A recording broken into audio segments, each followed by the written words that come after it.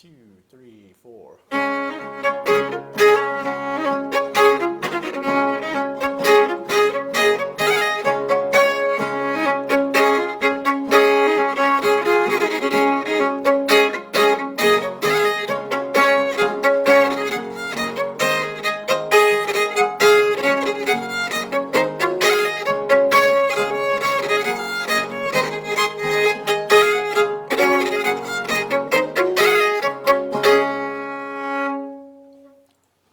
Hello, everyone. Welcome here again to Colonial Williamsburg's music sessions. I'm Wayne. And I'm Stephen.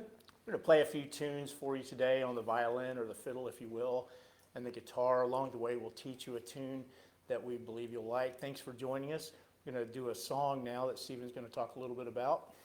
This is a well-known song from the 18th century called The Jolly Miller, or The Longer We Sit Here and Drink, the Merrier We Shall Be. And I've sung this hundreds of times, maybe thousands of times in the taverns. So if you've ever been to a tavern in Colonial Williamsburg, you may have heard me or other musicians singing this well-known song.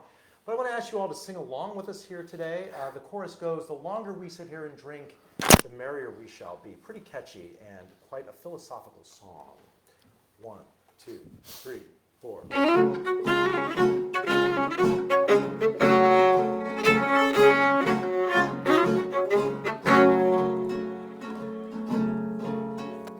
There was a jolly miller once, lived on the river Dee. He danced and sang from morn till night, no lark as blithe as he. As the burden of his song forever used to be. I care for nobody, no not time, if nobody cares for me. So push, push, push, pull me boy, bring it round to me. The longer we sit here and drink, the merrier we shall be. That you are. The longer we sit here and drink, the merrier we shall be. I live by my mill, God bless her well, she's kindred child and wife. I would not change my station now for any other in life. A lawyer, surgeon, or a doctor, having wrote from me, I care for nobody, no not time, if nobody cares for me. So push, push, push, pull me boy, bring it round to me. The longer we sit here and drink, the merrier we shall be. The longer we sit here and drink, the merrier we shall be. Spring begins a bright career, all August heart grows gay. No summer sun alarms his peers, no winter sad delay. The forest of life, miller's joy, wants to sing and sang. Like others toil from year to year, I live from day to day. So push, push, push, pull me boy, bring it round to me. The longer we sit here and drink, the merrier we shall be. The longer we sit here and drink, the merrier we shall be.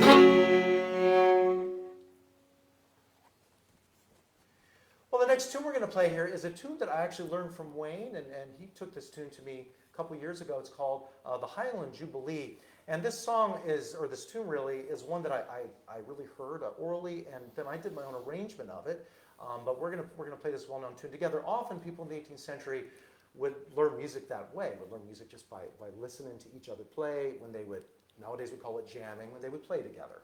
So this is called, again, Highland Jubilee. One of the nice things about this type of tune is it can inspire somebody in our department to create a program built around a single tune. So we have an upcoming program here at Colonial Williamsburg that we'll be doing as part of the Juckbroke Theater Company. And Stephen had the idea of building a program around the Highland Jubilee tune. It's going to feature, as you might imagine, Scottish tunes. There were several Scottish governors here. And we'll have a lot of fun with that, with some songs and tunes, including this one again, as Stephen said, entitled Highland Jubilee, featuring his fingerstyle arrangement of it. 1, 2, 3, 4.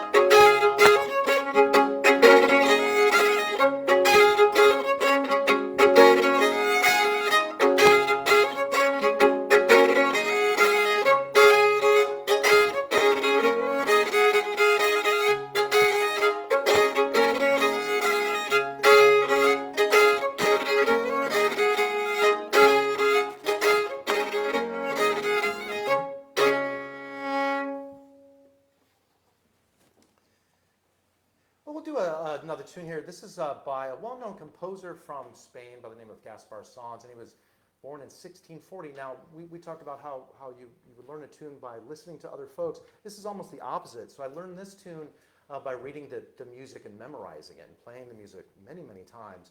And this tune is called The Girl from Catalonia, and Wayne and I'll play this together. 1, 2, 3, 4.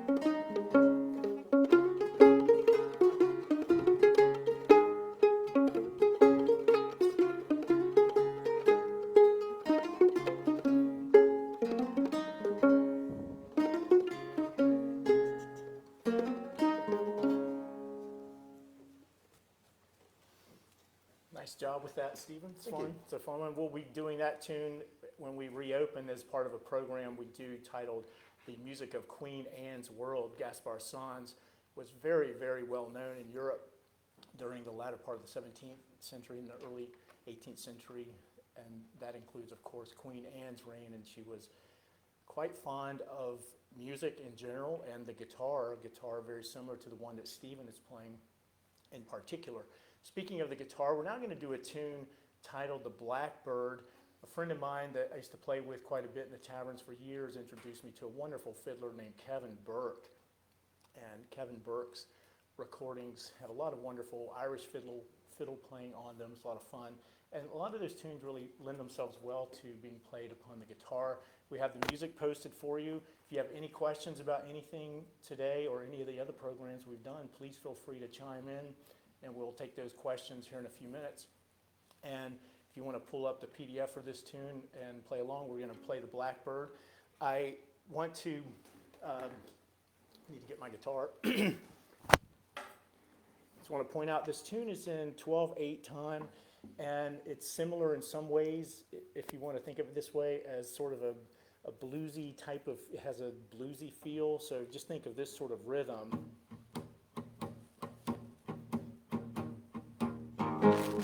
That kind of that sort of feel to it, which of course has a big role to play, an enormous role to play in American music. But this tune is from Ireland. It's not quite 18th century, but it's fun for we guitar players. We just had a few requests for something that was outside of the 18th century that would still be fun on the guitar.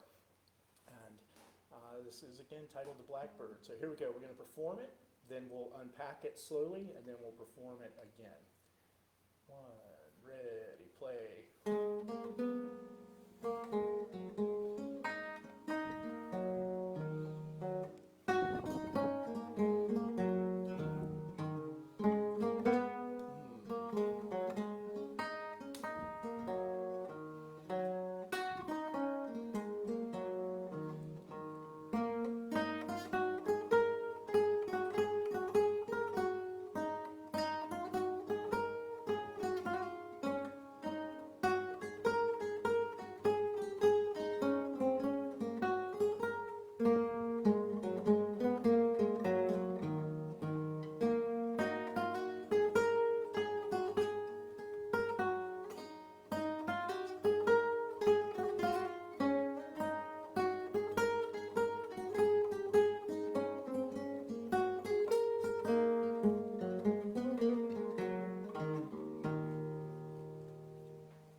So we're going to learn this together, folks. For this, we're going to begin the A part here with your second finger, finger number 1, finger number 2, second finger, and you're going to place that right here on your 3rd string. So you got that? Put it right there in your 3rd string, and we'll begin. Right, so here we go. And we'll be taking the second ending. So we're going to do the A section as Stephen indicated, and we'll be taking the second ending, and then we'll unpack the B section. This is the A as an apothecary section. Here we go. 3 beats of nothing.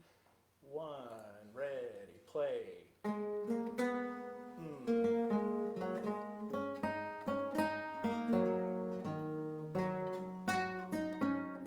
Second ending.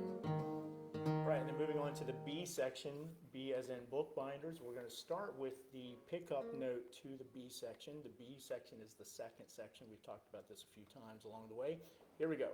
3 beats of nothing, and we'll again be taking the second ending when we get to the end of the B section. Here we go. 1, ready, play.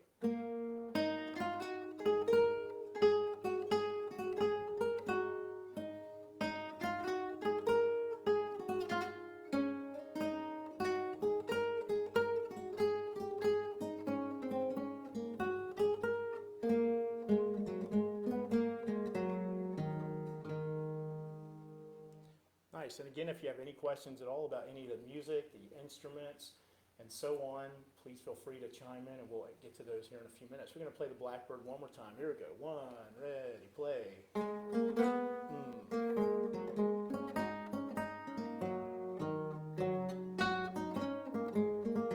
Repeat.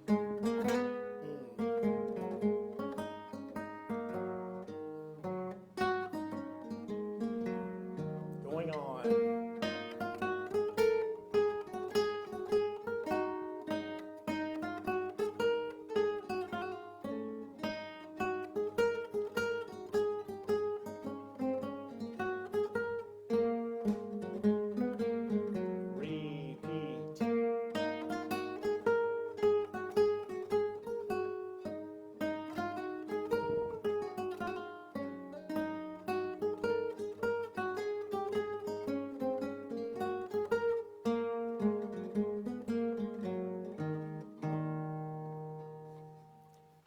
Okay, well, thanks for playing along. We're going to switch gears now and go back to some violin and fiddle. I'll put my guitar down here.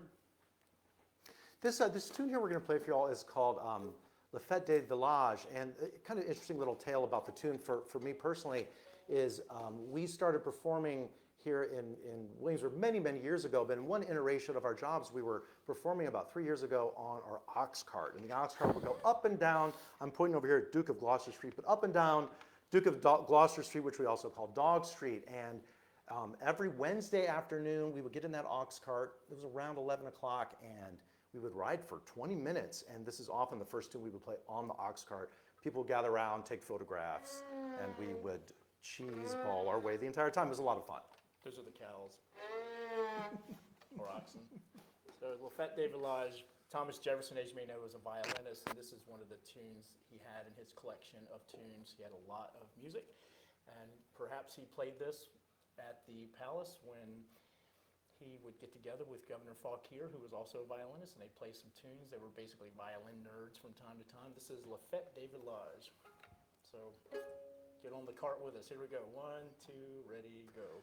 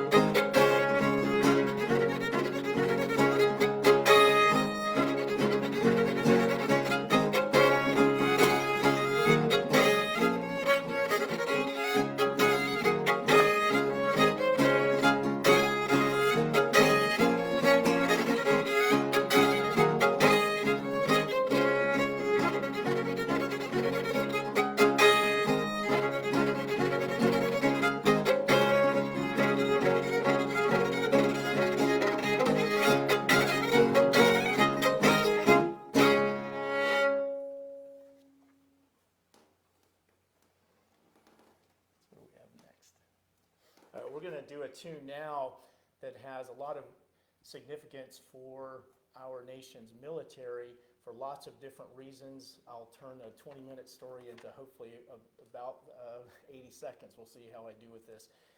This next tune is more often than not known as Gary Owen, and Gary Owen, as a lot of people don't realize, is a late 18th century tune. It was first published in Dublin, Ireland in 1796 in a collection published by a Cook, C-O-O-K-E', Cook's collection of tunes. And this tune was the theme song for Custer's 7th Cavalry, the infamous 7th Cavalry, or famous, however you want to look at it. And Custer, as you may know, was right here at Williamsburg on the 5th of May in 1862. He was one of the combatants in the Battle of Williamsburg, and the anniversary, of course, was just 2 days ago. And his friend, who was with the Confederate Army, was wounded.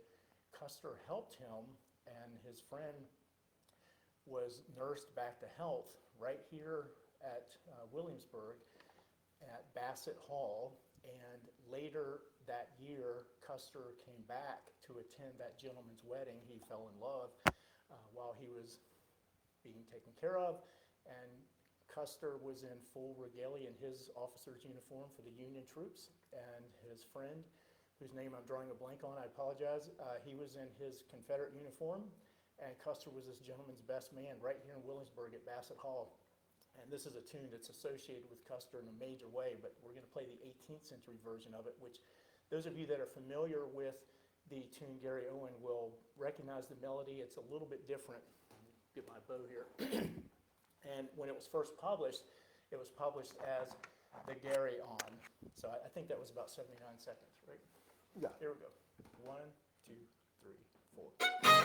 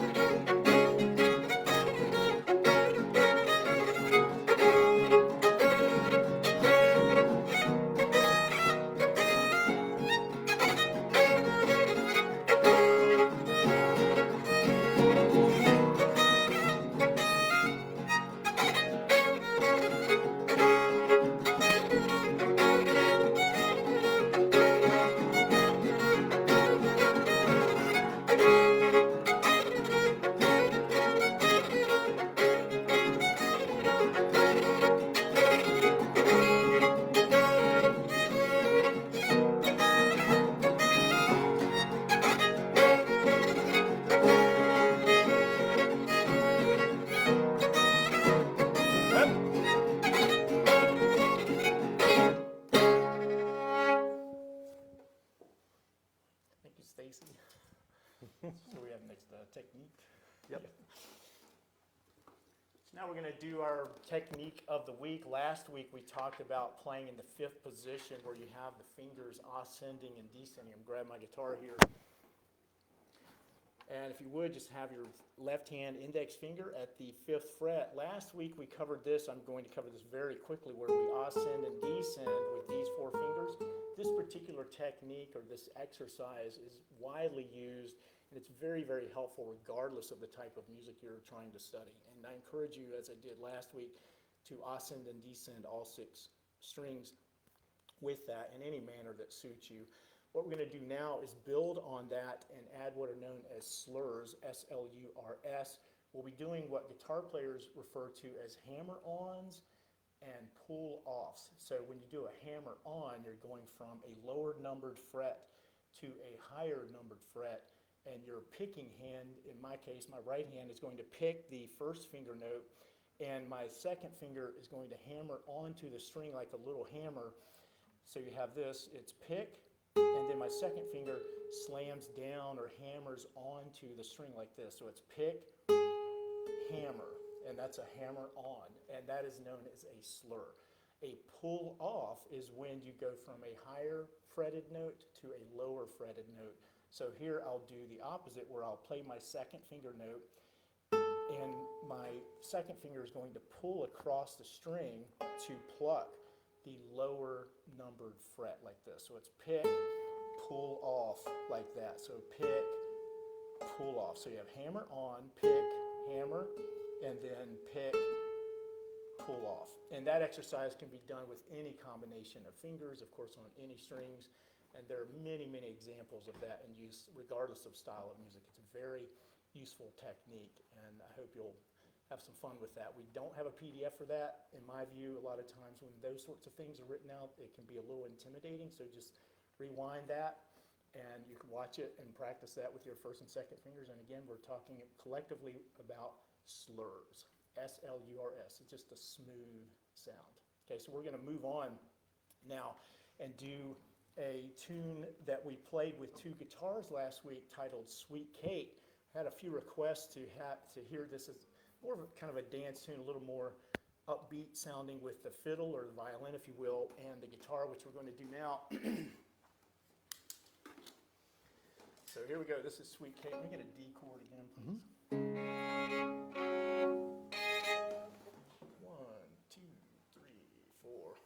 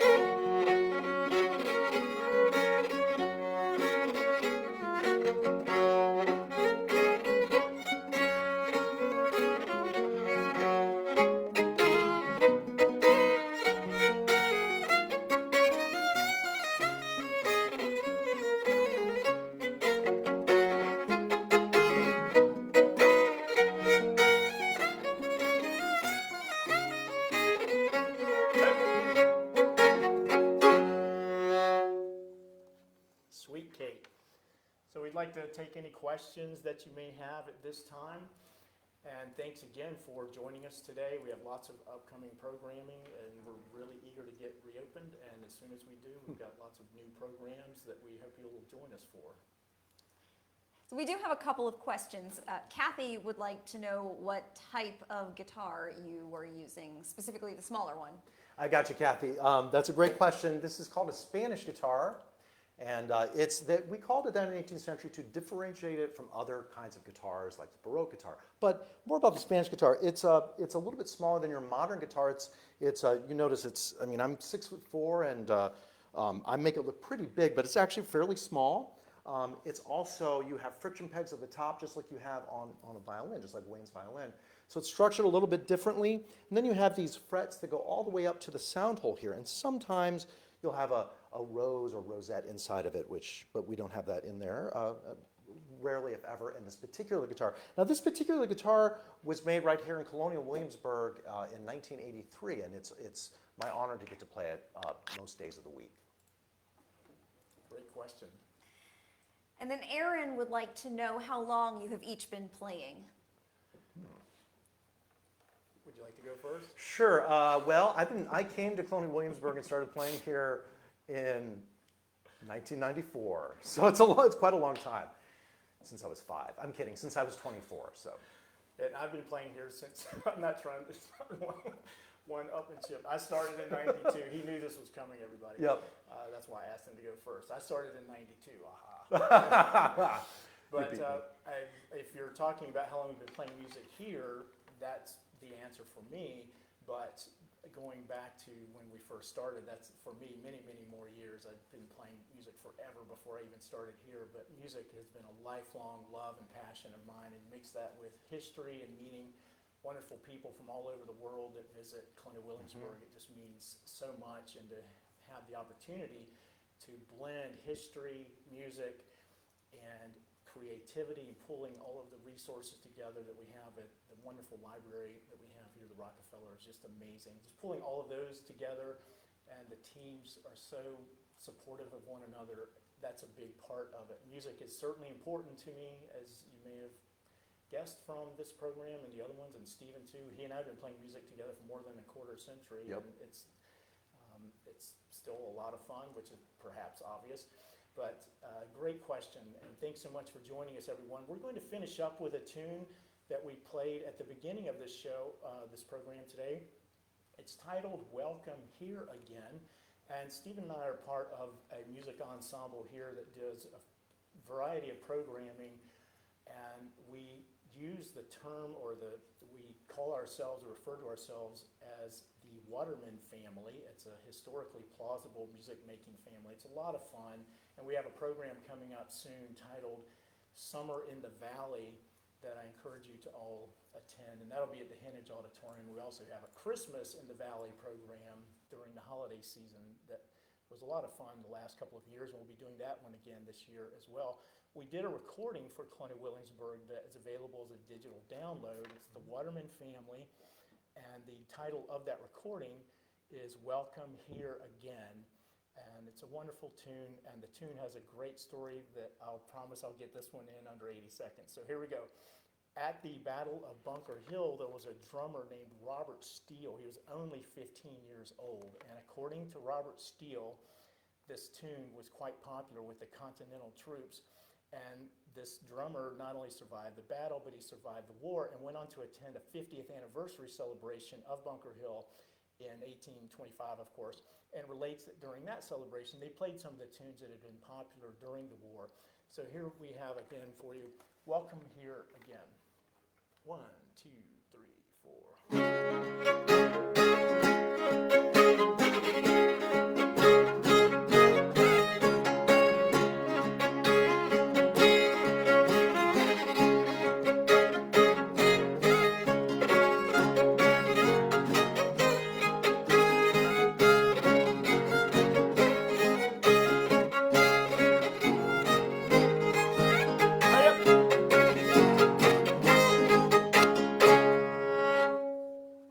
Thanks, everybody. We'll see you next Thursday. Thank you.